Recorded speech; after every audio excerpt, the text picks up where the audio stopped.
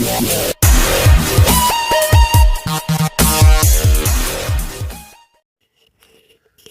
বন্ধুসকল,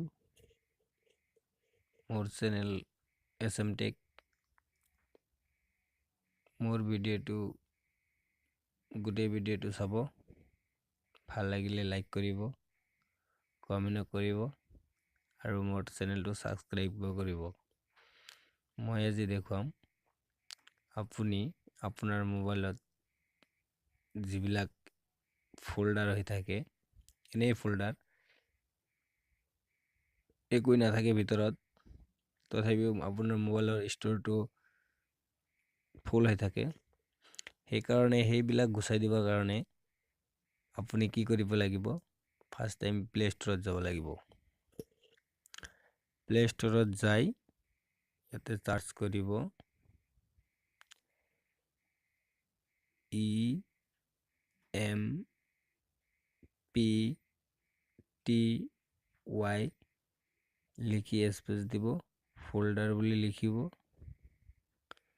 ফোল্ডাৰ লিখাৰ পিছত স্পেচ দি ক্লিনাৰ বুলি লিখিব। লিখাৰ লগে লগে চাৰ্চ কৰাৰ লগে লগে অলপ ওপৰলৈ টানি দিব। দিয়াৰ লগে লগে এইটো আহিছে 4 নম্বৰত, এইটো ক্লিক কৰি দিব। মোৰ আগৰ পৰা ইনষ্টল আছে, ইনষ্টল কৰিব নালাগে। মই অপেন কৰিম। অপেন কৰাৰ লগে লগে ইয়াতে ক্লিন বুলি অপশ্যন আহি গৈছে। ইয়াতে ক্লিনটো ক্লিক কৰি দিম।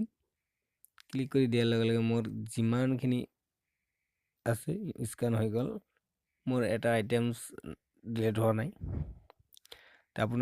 আপোনালোকৰ যদি থাকে তেতিয়াহ'লে ডিলিট হৈ যাব। আৰু এবাৰ মাৰি দিব, 0 হৈ আছে।